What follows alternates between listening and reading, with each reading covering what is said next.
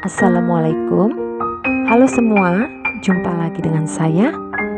Pada video kali ini saya akan membuat puding roti taro Ovaltine. Bagaimana cara membuatnya? Simak video ini hingga selesai ya.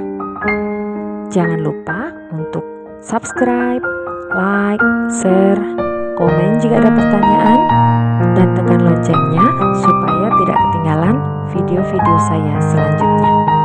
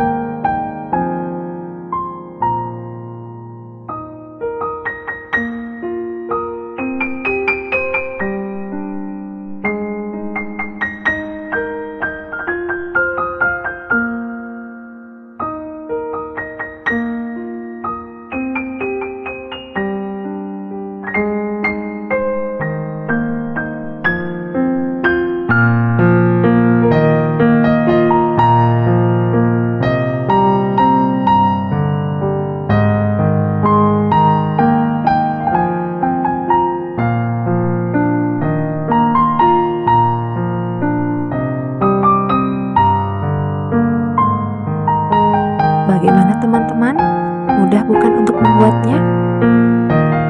Jangan lupa untuk dicoba di rumah ya. Dukung saya dengan subscribe, like, share, komen jika ada pertanyaan, dan tekan loncengnya supaya tidak ketinggalan video saya selanjutnya. Terima kasih sudah menonton. Sampai jumpa di video selanjutnya. Waalaikumsalam warahmatullahi wabarakatuh.